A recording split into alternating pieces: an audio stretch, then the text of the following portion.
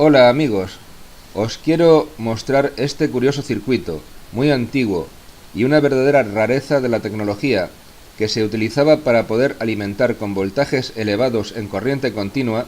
los dispositivos que necesitaban de dichas tensiones, como podían ser aparatos de radio a 125 voltios desde una batería de 12 voltios, o luminarias fluorescentes en los autobuses desde su batería de 24 voltios, o incluso un tubo de gas xenón de una pistola estroboscópica desde la batería de 12 voltios. Pero antes de explicaros cómo funciona este circuito, quiero repasar algunos conceptos para que lo podáis comprender mucho mejor. El primer concepto que se debe de tener claro es que todo transformador de corriente alterna desfasa el voltaje y la corriente en 180 grados con respecto a la fase de entrada. Esto es, siempre que hayamos bobinado los bobinados de primario y secundario en el mismo sentido de bobinado. Sin embargo, si intercambiamos los polos a la salida o a la entrada, los voltajes e intensidades estarán en fase entre la entrada y la salida, como podéis ver en esta ilustración mucho más descriptiva. El siguiente concepto que debo explicar es el de autoinducción. Cuando aplicamos una corriente continua a un bobinado, circula por el mismo una corriente que produce un campo magnético como el de esta figura. Parte de la energía se transforma en calor, otra parte mantiene el campo magnético, y una pequeña parte se acumula en la pequeñísima capacidad que hay entre las espiras debido a sus pequeñísimas diferencias de voltaje. Cuando se abre el interruptor, se produce el fenómeno de autoinducción. Podemos verlo en esta figura. Si esta bobina está alimentada con 2 voltios, por ejemplo, cuando el interruptor se comienza a abrir y antes de que se abra del todo, hay una disminución inicial de la intensidad de la batería que atraviesa la bobina, y el campo magnético comienza a disminuir a una velocidad vertiginosa. Pero por la ley de Lenz, esta variación de flujo magnético hace que la propia bobina genere una corriente del mismo sentido de la corriente original de la batería, para intentar mantener el campo magnético inicial, y al mismo tiempo produce en los contactos semiabiertos del interruptor un arco eléctrico de voltaje muy superior al de la batería, que será tanto mayor como más rápida sea la caída del campo magnético de la bobina, produciéndose un pulso de voltaje de, por ejemplo, 80 voltios, que es generado, evidentemente, por la propia bobina, y que podemos apreciar en forma de una chispa que salta entre los contactos del interruptor, atravesando el aire que separa los contactos. Si ponemos como referencia la de 1000 voltios para atravesar 1 milímetro de aire entre 2 contactos, y los contactos de nuestro interruptor están separados 1/10 de milímetro, la chispa que podemos observar a la vista tiene un voltaje de 100 voltios aproximadamente. Y ahora que ya he explicado los conceptos anteriores, podemos pasar al asunto de este vídeo, en el que se explica cómo funciona el vibrador electromecánico de Artés. Esta es una copia de su patente, del mes de febrero del año 1958.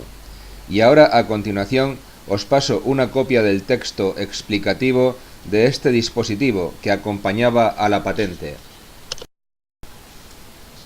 Vibrador Artés. Un vibrador sincrónico, esencialmente constituido por una lámina vibradora en comunicación eléctrica con masa, que gobierna el circuito con 2 contactos, uno establecido a cada lado de la misma, comunicando cada uno de dichos contactos con uno u otro de los extremos del primario de un transformador, que por su punto medio comunica con la entrada de corriente procedente del suministro que al efecto se adopte, caracterizándose este aparato por el hecho de que figuran 2 contactos adicionales en la propia lámina vibratoria que comunican, cada uno de ellos, con el extremo del secundario del transformador correspondiente al extremo del primario que comunica con el contacto de la propia mano del vibrador, partiendo del punto medio del secundario la correspondiente salida de corriente de signo positivo siempre, debido al hecho de que mediante el nuevo grupo de contactos se pone en comunicación con masa el extremo negativo del secundario en el momento en que es negativo. Y esto mismo, que dicho así parece algo complejo, podemos verlo ahora en el mismo esquema dibujado en la patente, donde podemos ver en esta figura el transformador con su primario y secundario, el vibrador con su juego de contactos dobles gobernado por un electroimán, y la batería que lo alimenta con sus conexiones a masa. En esta figura estamos viendo el primer tiempo, en el cual el electroimán se excita, atrayendo a la lámina vibradora, que cierra dos contactos de masa, uno del primario y otro del secundario, en color azul, y carga en el primario un campo magnético, pero en ese momento el electroimán se desexcita y los contactos comienzan a abrirse, cayendo el campo magnético vertiginosamente y produciéndose un pulso de mayor voltaje en el primario, que es inducido a su vez en el secundario, y como primario y secundario están en fase, el polo central del secundario será positivo respecto de masa. Y en esta otra figura estamos viendo el segundo tiempo, en el cual el electroimán está desexcitado y la lámina vibradora avanza por inercia hasta alcanzar a los dos contactos de masa opuestos, uno del primario y otro del secundario, en color azul, y carga en el primario un campo magnético, pero en ese momento la lámina vibradora se para, pierde su inercia y los contactos comienzan a abrirse, cayendo el campo magnético vertiginosamente y produciéndose un pulso de mayor voltaje en el primario, que es inducido a su vez en el secundario, y como primario y secundario están en fase, el polo central del secundario será positivo respecto de masa, y después la lámina vibradora volverá al punto central, y el electroimán volverá a excitarse, repitiéndose el proceso del tiempo 1 y del tiempo 2, y así seguirá sucesivamente hasta que desconectemos la batería. Y esto que vemos aquí es una imagen de publicidad de aquellos años en los que José Artés ofertaba su dispositivo, y a continuación, para una mejor lectura, os transcribo lo que dicha publicidad decía en su texto. Vibrador Artés para 6, 12, 24 y 32 voltios de funcionamiento asincrónico y con bataje de salida al transformador de 24 vatios, con contactos dobles de tungsteno de alta calidad,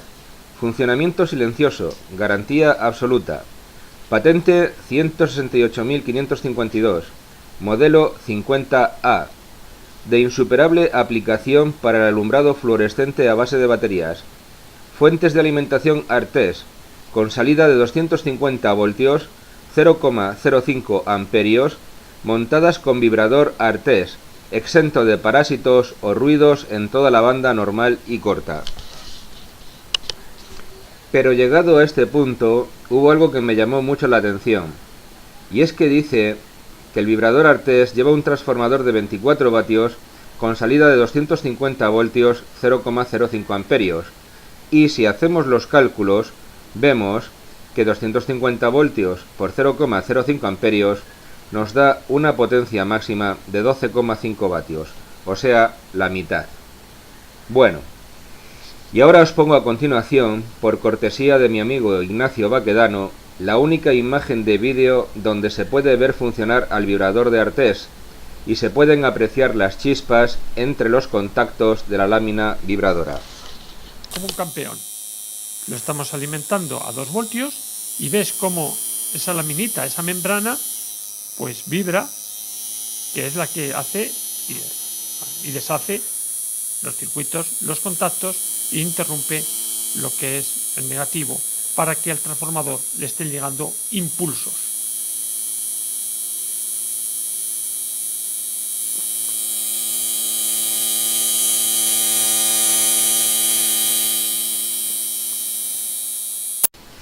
Esto que vemos aquí es un circuito práctico y real de aplicación del vibrador de Artés.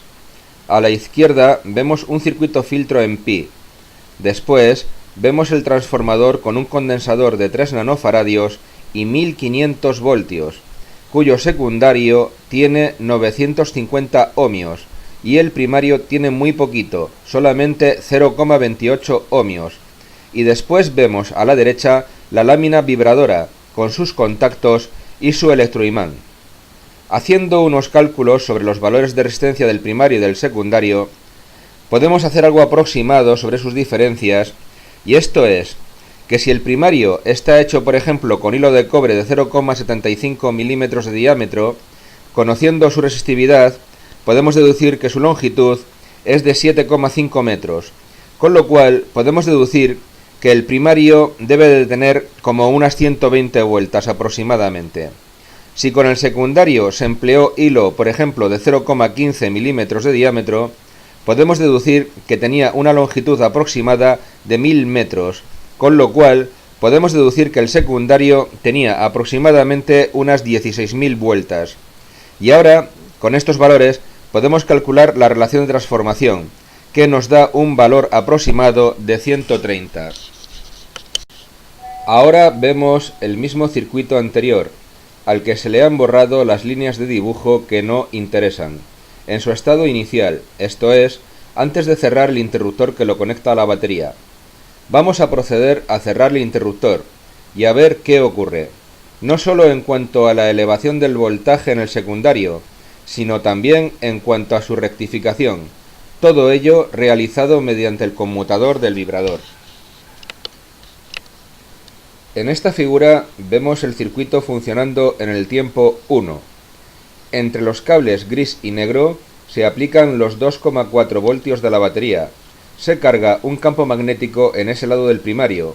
Los contactos se comienzan a abrir y se produce un pulso, positivo con respecto a masa, que se induce en el secundario, siendo también positivo con respecto a la masa conmutada del secundario, y que carga al condensador de 3 nanofaradios a un voltaje de unos 260 voltios de pico, y al primer condensador de 50 nanofaradios del filtro en pi a la mitad, unos 130 voltios de pico. Ahora la lámina vibradora llega a la posición central.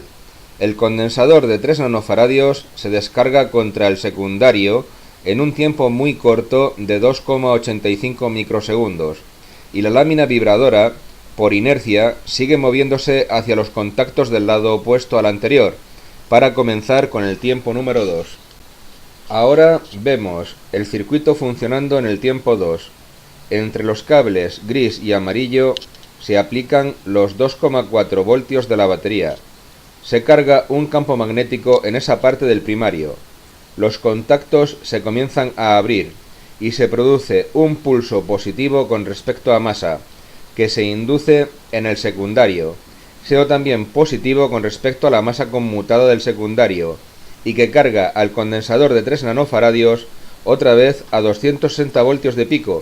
pero con polaridad opuesta al tiempo 1, y al primer condensador de 50 nanofaradios del filtro en pi a la mitad, unos 130 voltios de pico, y positivos también respecto de masa. Ahora la lámina llega a la posición central.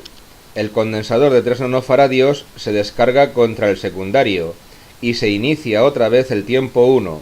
al que le sigue después el tiempo 2, y así sucesivamente, hasta que desconectemos la batería abriendo el interruptor.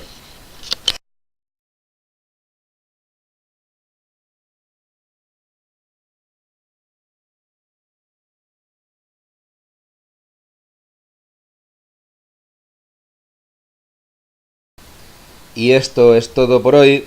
Espero que os haya gustado, que os haya resultado instructivo y que lo hayáis disfrutado. Un saludo.